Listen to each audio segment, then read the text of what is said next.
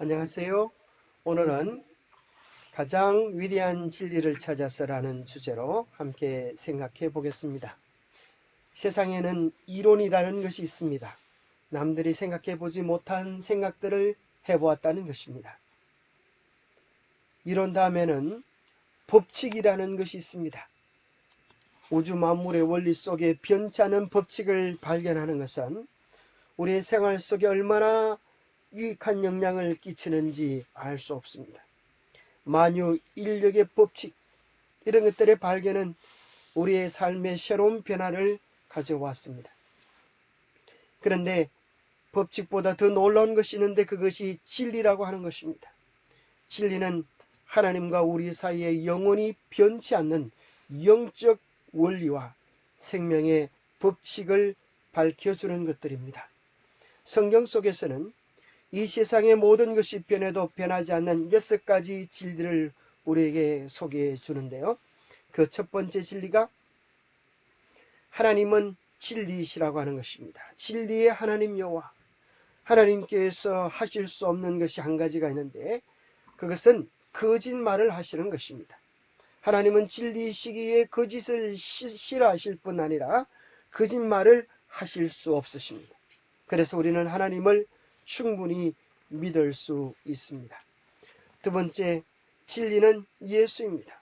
예수가 진리고 예수님은 선포하기를 내가 곧 길이요 진리요 생명 되신다고 선포하십니다. 뿐만 아니라 성령 하나님이 진리십니다. 진리의 성령이 오시면, 그래서 삼위 하나님이 진리이시기에 우리는 하나님을 언제든 충분히 믿을 수 있습니다.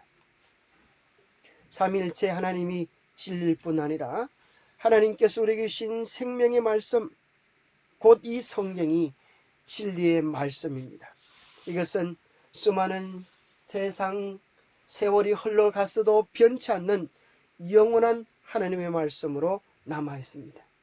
뿐만 아니라 구원의 복음이 진리입니다. 창세기부터 계시록까지 인류를 향한 하나님의 구원의 계획, 구원의 복음은 변치 않았습니다. 진리의 말씀 곧 너희의 구원의 복음이 진리인 것입니다.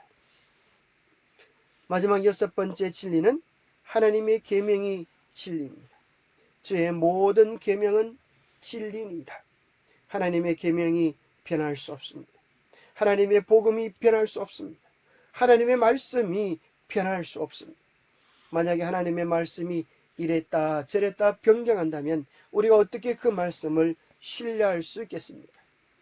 우리는 형편에 따라서 상황에 따라서 우리가 했던 말을 바꾸기도 하지만 하나님은 결코 그렇게 하시는 분이 아니십니다. 진리가 왜 중요할까요? 디모데전서 2장 4절에 하나님은 모든 사람이 구원을 받으며 진리를 아는 데 이르기를 원하신다 하셨습니다. 이것이 우리를 향한 하나님의 소원입니다. 하나님은 모든 사람들이 구원을 받기를 원하십니다. 하나님은 모든 사람이 진리를 아는 데 이르기를 원하십니다. 진리는 참된 빛이며 우리가 나아갈 길을 제시해주는 하늘의 뜻입니다. 그래서 우리 자녀들에게 들을 수 있는 가장 기쁜 소식은 우리 자녀들이 좋은 직장에 들어갔다, 혹은 결혼을 행복하게 했다, 우리가 듣고 싶어하는 좋은 소식들입니다. 우리 자녀들이 건강하게 잘 지낸다, 얼마나 듣기 좋은 소식입니까? 그러나 그것보다도 비교할 수 없는 가장 크고 놀라운 소식은 내 자녀들이 진리 안에 행한다함을 듣는 것보다 더 기쁜 일이 없도다고 사도 요한은 이야기해 주고 있습니다. 왜 그렇습니까? 다른 모든 것은 이 세상을 위한 일시적인 기쁨이지만 진리 안에서 행한다고 하는 것은 우리에게 영원한 기쁨을 제공해 주기 때문에 그렇습니다. 데살로니가후서 2장 10절에 보면 마지막 때 마귀는 여러 가지 미혹으로 사람들을 속이는데 특별히 그 가운데 한 가지는 기적과 이적을 통하여서 사람들을 속인다고 했습니다. 또 마귀는 하나님의 말씀을 왜곡시켜서 거짓된 말씀으로 사람들을 미혹하여서 궁극적으로 멸망에 이르게 합니다. 왜 그들이 거짓에 미혹될까요? 문제는 그들의 양심이 바른 진리를, 성경 말씀을 통하여 제시된 것을 거부할 때, 받아들이지 아니할 때, 진리의 사랑을 받지 아니할 때 구원함이 이르지 못한다고 했습니다. 우리의 예민한 이성으로 또 양심으로 하나님의 말씀을 바르게 펴서 진리가 무엇인지 깨끗한 심령으로 말씀을 받지 아니하면 우리는 결국 거짓을 사랑하게 될 것입니다.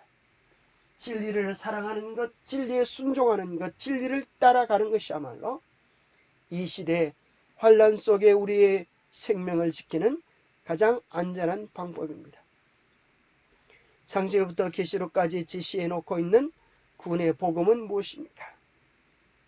너희가 그 은혜를 인하여 믿음으로 말미암아 구원을 얻었나니 이것이 너희에게서 난 것이 아니요 하나님의 선물이라.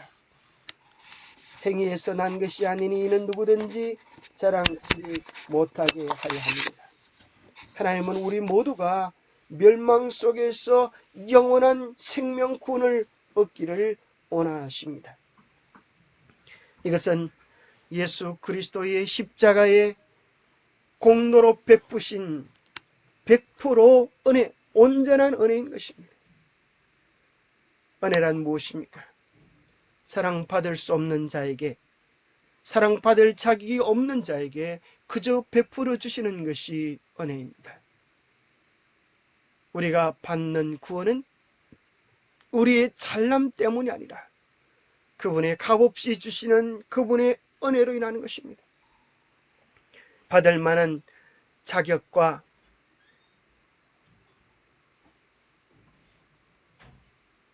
잘남은 없지만 하나님의 은혜를 겸비하게 받는 믿음으로 말미암아 구원을 얻는 것이기에 이 구원의 복음을 공식한다면 은혜 더하기 믿음은 구원입니다. 하나님의 은혜로 주신 것을 그저 믿음으로 받기만 하면 됩니다. 구원 받기 위해서는 우리 행위가 필요 없습니다. 어떤 사람의 행위도 구원 받는데 조금의 영향력을 미치지 못합니다. 그러나 이 공식에서 우측에 있는 마이너스가 좌측으로 옮겨지면 플러스로 변하는 것은 우리가 잘 알고 있는 수학 공식의 한 가지입니다. 구원받은 자는 그 은혜에 감사여서 마음이 감동을 받고 말이 바뀌고 생각이 바뀌고 행위가 바뀌어지는 결과를 가져오게 됩니다. 마치 씨앗을 심으면 살아있는 씨앗은 반드시 싹이 돋게 되는 것과 같은 이치입니다. 그래서 시편 116편에 보면 구원받은 자의 마음의 상태를 이야기하기를 내게 주신 모든 은혜를 내가 여호와께 무엇으로 보답할까? 그렇게 기록하고 있습니다. 내게 주신 모든 은혜를 무엇으로 보답할까? 이것이 구원받은 자의 심령 속에 메아리 쳐지는 우리가 마땅히 해야 할 하늘의 사랑의 고백입니다. 그래서 우리의 삶은 새로운 생명 역사가 일어나고 씨앗이 돋고 자라 열매 맺게 되는 참 믿음의 결과를 보여줍니다. 이러므로 그들의 열매로 그들을 알리라. 우리가 정말 구원받았다고 하면 구원받은 자의 삶에 달리는 피어나 참된 열매가 맺히게 될 것입니다. 그런데 오늘날에도 성경은 이야기하기를 열매 없는 자들이 많이 있을 것을 이야기합니다. 참된 신앙을 가지지 못하고 참된 신앙의 열매가 없는 자들, 입술로만 말로만 주여 주여 하는 자들이 많이 있을 것을 이야기해 주고 있습니다. 그들에게 이적이 행하고 또 목사나 교회 지도자 노릇을 하게 될지라도 그들의 삶에 성령의 참 열매, 복음의 참 열매, 예수 그리스도의 내재하심으로 말미암아 일어나는 삶의 열매가 없다면 그들의 신앙은 가짜입니다. 우리 주님이 말씀하시기를 내가 너희를 도무지 알지 못하니 불법을 행하는 자들아 내게서 떠나가라 라고 말씀하신다면 얼마나 안타깝고 귀가 잘 노릇입니까? 신앙이란 한순간에 예수님 믿는다는 것으로 끝이 나는 것이 아닙니다. 신앙이란 예수 그리스도를 내 마음의 주인으로 모시고 그분과 함께 살아가는 지속적인 삶의 경험을 이야기합니다. 그것을 함축적으로 로마서 6장 16절에 이야기하기를 너희 자신을 종으로 내어주어 누구에게 순종하든지 그 순종함을 받는 자의 종이 되는 줄을 너희가 알지 못하느냐. 혹은 죄의 종으로 사망에 이르고 혹은 순종의 종으로 의에 이른다고 하셨습니다. 예수 그리스도를 내 마음의 주인으로 모신 후에 우리는 우리 안에서 역사하시는 하늘의 음성에 순종하며 살 때 우리의 의로움이 깨끗한 옷이 지속될 수 있습니다. 주님을 내 마음에 모시고도 여전히 내 고집, 내 주장, 내 뜻대로 산다면 그는 죄의 종이 되어서 사망에 이르게 될 것입니다. 결국 이 세상에 있는 모든 신앙을 딱 둘로 구분할 수 있습니다. 하나는 내 안에 주님이 계시는 것, 주님이 내 마음의 주인으로 통째로 자리 잡아서 주님이 기뻐하실 아름다운 열매를 맺는 것. 또 반대로는 하나님의 뜻이 무엇인지 분명히 알면도 불구하고 마음에 하나님 두기 싫어하여 자기 고집대로 행하는 삶이 있을 것입니다. 에덴 동산에 두 가지 나무가 있었습니다. 하나는 생명나무, 하나는 선악을 알게 하는 나무였습니다. 하나를 먹으면 영생하고 또 다른 하나를 먹으면 사망에 이를 수밖에 없었습니다. 신약 성경에도 두 나무를 소개해 줍니다. 하나는 생명나무와 하나는 사망의 나무입니다. 우리의 운명을 결정짓는 가장 중요한 주제는 내 마음 안에 누가 계신가, 누가 내 마음을 다스리고 계신가 하는 것입니다. 예수 그리스도가 내 마음의 왕으로 좌정하시면 우리는 그분과의 교제로 인하여 풍성한 성령의 열매를 맺게 될 것입니다. 반대로 주님을 내 마음에 두기 싫어하고 내 고집, 내 뜻, 내 주장을 둘 때에 우리는 로마서 1장에서 기록되어진 죽어마땅한 21가지 죄들을 열매 맺게 될 것입니다. 제2차 세계대전 수많은 사람을 선동하였습니다. 수많은 유태인들을 죽게 만든 한 사상가가 있었습니다. 600만 명의 유대인들을 학살하도록 만든 이 무서운 사상가, 99가지의 거짓과 한 개의 진실이 배합된 것입니다. 100%의 거짓보다 더 큰 효과를 낳습니다. 대중은 거짓말하고 처음에는 부정하고 그 다음에는 의심하지만 되풀이해서 이야기하면 믿게 된다고 이야기합니다. 아마 인류 역사 이래에 마귀가 가장 성공한, 마귀가 대히트를 친 거짓말이 있다면 그것은 바로 진화론과 무신론일 거라고 말씀드린 적이 있죠. 우리가 진리라고 믿고 있는 거짓말, 그 진화론과 무신론은 동전의 양면과 같다고 했습니다. 자, 이것으로 마귀는 정말 인류 역사에서 가장 많은 불신자들을 지옥으로 보냈을 것입니다. 그렇다면 교회를 다니는 사람들, 예수님을 믿는다고 하는 사람들을 가장 많이 지옥으로 보낸 거짓말은 뭘까? 그게 바로 거짓 구원론이라고 합니다. 켈빈은 믿기만 하면 순종하지 않아도, 순종의 열매를 맺지 않아도 구원받는다는 생각을 단호히 거부했습니다. 구원은 믿음으로만 얻는 것이다. 행함은 구원에 관계된 것이 아니라 상급에 관계된 것이다. 우리가 앞부분에 구원은 믿음으로 얻는 것이다. 맞죠? 행함은 상급에 관계된 것이다. 이건요. 자, 이것이 왜 그럴듯한 거짓말인지를 설명했어요. 첫째, 성경은 단 한 번도 믿음과 행함을 분리한 적이 없다. 둘째, 믿음이 천자 믿음이면 반드시 행함이 뒤따르게 되겠다. 근데 이거를 아주 교묘하게 나눈 거예요.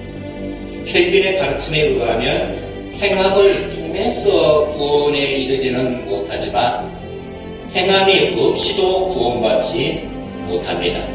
행함은 믿음의 진정성을 입증해 줍니다. 행함이 없는 믿음은 그 검증에서 탈락한 죽은 믿음이지요. 예, 우리는 다시 한번 종교 개혁을 일으켜야겠습니다. 왜냐하면 믿음은 그저 입술만의 고백이 아니라 지식, 정서, 의지의 온전한 헌신이기 때문에 그러합니다. 참된 믿음, 그것은 예수 그리스도 안에 우리를 지속적으로 거하게 하고 주님과의 아름다운 교제를 누리게 하여서 풍성한 열매를 맺게 만들 것입니다. 진화론처럼 무신론처럼 오늘 기독교에 들어와 있는 마귀의 가장 큰 속임수는 믿기만 하면 구원받는다고 하는 것입니다. 그것은 믿음에 대한 바른 정의를 외면하고 있는 것입니다. 믿음은 하나님과의 살아있는 관계입니다. 나는 포도나무요 너희는 가지라. 그가 내 안에 내가 그 안에 거하면 사람이 열매를 많이 맺는 날이 나를 떠나서는 너희가 아무것도 할 수 없습니다. 어떤 사람은 내가 한번 예수를 개인의 구주로 영접하였기 때문에 나는 어떤 일을 행해도 구원받는다고 생각하는 사람이 있습니다. 그것은 큰 오해입니다. 나를 떠나서는 너희가 아무것도 할 수 없고 나를 떠나서는 너희가 말라지고 멸망할 수밖에 없음을 이야기해 주고 있습니다. 주님과 살아있는 관계, 그 교제를 누릴 때에 우리는 하늘의 열매를 맺게 됩니다. 그래서 우리는 결국 하나님의 성품을 담게 되겠죠. 하나님의 성품은 사랑이고 그 하나님의 사랑은 하나님의 계명 속에 나타나 있습니다. 사랑은 율법의 완성입니다. 우리의 삶이 정말 예수님을 닮았는지 닮지 않았는지 그것을 점검하는 것이 바로 하나님의 계명입니다. 하나님의 계명이 우리의 믿음이 진짜인지 가짜인지를 드러내주는 그걸과 같은 역할을 하게 됩니다. 오늘날 수많은 교회에서 하는 모든 목사님들의 설교를 한마디로 딱 줄인다면 말씀대로 살자는 것입니다. 성경 말씀대로 살자. 그런데 이 성경 말씀 66건 속에 하나님이 친히 말씀하시고 친히 기록하신 것, 하나님이 손으로 직접 쓰신 것이 뭐가 있을까요? 그것은 십계명입니다. 하나님이 친히 쓰신 것이라. 왜 하나님께서 돌판에 기록하셨을까요? 그것은 영원히 변치 않는다는 뜻이겠죠. 마치 우리가 부모님의 묘비를 돌에 새기는 이유가 그러합니다. 왜 우리는 묘비명을 나무나 혹은 종이에 새기지 않을까요? 비바람이 몰아쳐도 견딜 수 있도록 하기 위함에 있습니다. 하나님께서도 우리에게 당신의 계명, 당신의 뜻을 주셨는데 그것을 돌판에 새기신 이유가 우리로 영원히 그 계명을 기억하고 순종하도록 하기 위함에 있었습니다. 그런데 이런 사실을 잘 아는 마귀는 우리를 멸망시키기 위하여 이렇게 유혹합니다. 너희가 하나님 믿으려면 얼마든지 열심히 신실하게 잘 믿어. 하나님의 계명을 열심히 지켜도 좋아. 그런데 마귀는 뒤에서 교모하게 하나님의 가장 중요한 한 계명을 변경시켜 버렸습니다. 야고보서 2장 10절에 하면 누구든지 온 율법을 지키다가 그 하나를 범하면 모두 범한 자가 된다고 이야기합니다. 교도소에 들어가는 사람들이 세상에 있는 모든 법을 어겼기 때문에 들어갑니까?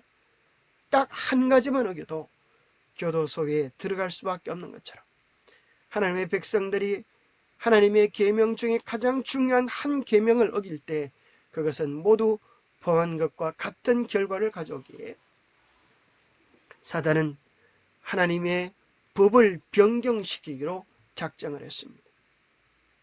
사단은 이 십계명 중에 어떤 법을 변경시켜야 할까 고민하다가 이렇게 결론을 얻었을 것입니다. 자, 십계명을 가만히 살펴보면 둘로 나눌 수 있습니다. 하나님에 대한 사랑, 이웃에 대한 사랑. 이웃에 대한 사랑은 하나님께서 사람을 창조하실 때에 사람의 마음속에 새겨 놓으신 계명이기에 하나님을 믿지 아니하는 사람들의 마음에도 그와 같은 계명이 있습니다.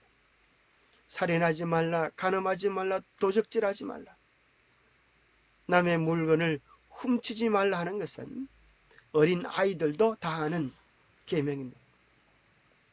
그렇다고 하면 첫 번째부터 네 번째까지 계명이 하나님의 계명이 다른 계명과의 차이를 보여줍니다.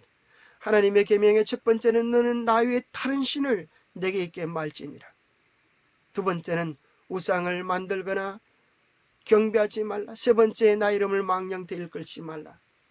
자, 이것이 아버지와 자녀와의 관계 속에서도 적용됩니다. 자, 십계명 10가지 계명 중에 8가지는 말라 계명입니다. 하지 말라 하지 말라 딱 두 가지가 하라는 계명인데 그것이 무엇인가 하면 안식일을 기억하여 거룩히 지키라는 거하고 내 부모를 공경하라는 이 두 가지입니다. 내 부모를 공경하는 것, 그것을 통하여 우리는 하나님을 참되게 공경하는 공통된 원리를 발견하게 됩니다. 자, 내 부모님이 이렇게 말합니다. 세상에 부모들이 많지만 너는 나만을 아버지라고 부르고 나를 공경하라.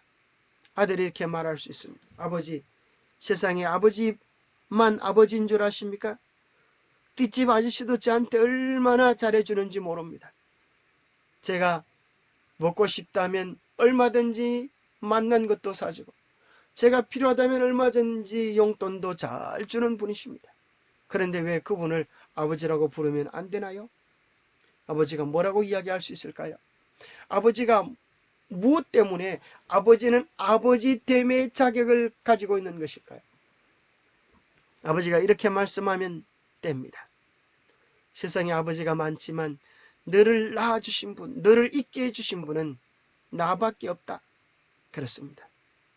세상에 수많은 신들이 있지만 너를 있게 해주는 것, 우리를 존재케 해주신 분, 우리를 창조하시고 우리를 구원하신 분은 하나님밖에 없다.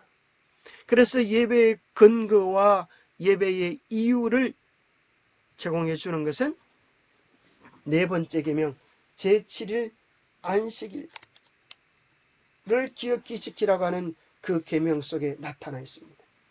안식일은 창조의 기념일입니다. 천지와 만물이 다 이루니라. 하나님이 그 지으시던 일이 일곱째 날에 이를 때에 마치니 그 지으시던 일이 다음으로 일곱째 날에 안식하시니라. 하나님이 일곱째 날을 복주사 거룩하게 하셨으니 이는 하나님이 그 창조하시며 만드시던 모든 일을 마치시고 이날에 안식하셨습니다. 뿐만 아니라 안식일은 구원의 기념일입니다. 성경 속에 십계명은 두 곳이 나오는데 하나는 우리가 아는 것처럼 출애굽기 20장과 또 다른 하나는 신명기 5장입니다. 신명기 5장에는 우리가 안식일을 준수해야 되는 이유에 대하여 이야기하기를 내가 애굽 땅에 종이 되었으니 너의 하나님 여호와가 강한 손과 편팔로 너를 거기서 인도하여 내었나니 다른 말로 하면 죄악 가운데서 내가 너희를 구원하여 내었나니 너는 안식일을 지키라 하십니다. 구원의 표로 안식일을 지키라고 하십니다. 마치 하나님께서 6일 동안 세상을 창조하시고 다 이루었다가 하시고 안식하셨던 것처럼 예수님께서 십자가에서 우리의 죄에 대한 값을 다 지불하시고 다 이뤘다 하시고 안식하심으로 다시 한번 창조와 구원의 기념일인 안식일의 의미를 확인해 주십니다.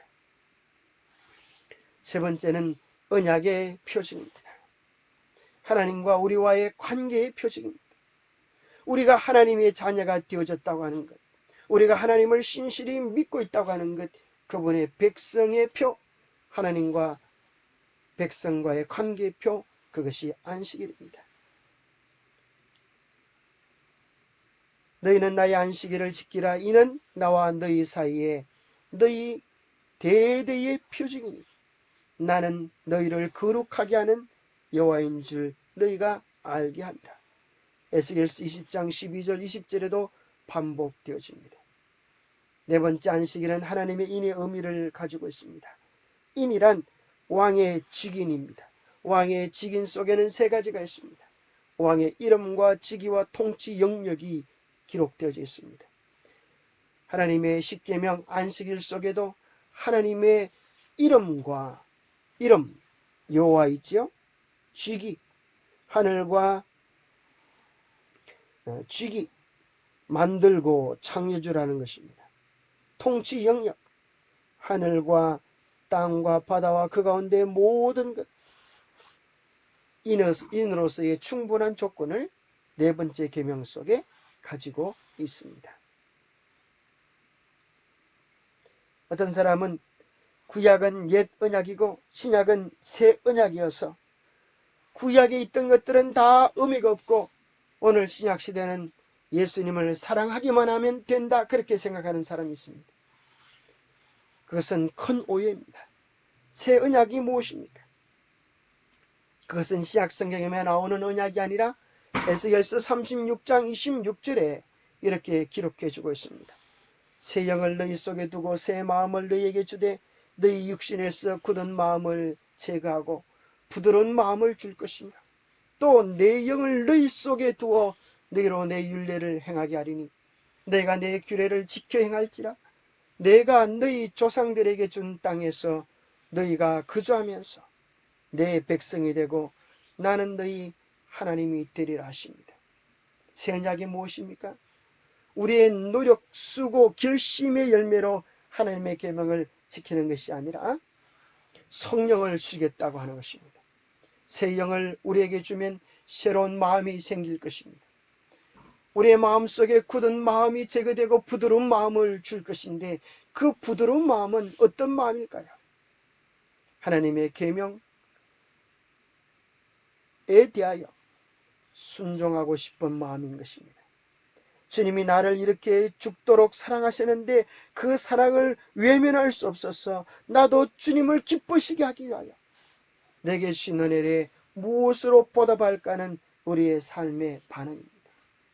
우리의 삶이 하나님의 계명에 성령의 은혜를 통하여 순종하게 되어질 때 그를 향하여 하나님은 참내 백성이라고 이야기하십니다. 그것을 다시 한번 신약 성경 히브리서 8장에 나오는 말씀으로 요약해 봅니다. 볼지어다 날이 이르리니 내가 이스라엘 집과 유다 집과 더불어 새 언약을 맺으리라.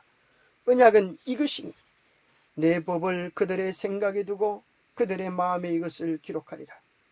나는 그들에게 하나님이 되고 그들은 내게 백성이 되리라. 똑같지 않습니까? 새 언약이 이것입니다. 하나님의 법이 우리의 마음속에 기록되어지고 우리의 삶의 원칙이 되어진 사람들을 향하여 하나님은 너희는 내 백성이다 하시는 것입니다. 그런데 마귀는 교모하게도 하나님의 십계명을 변경시켜 놓아서 하나님을 열심히 믿고 교회를 오래도록 다녔다고 하는 사람들마저도 하나님의 십계명이 변경된 것조차도 알지 못하고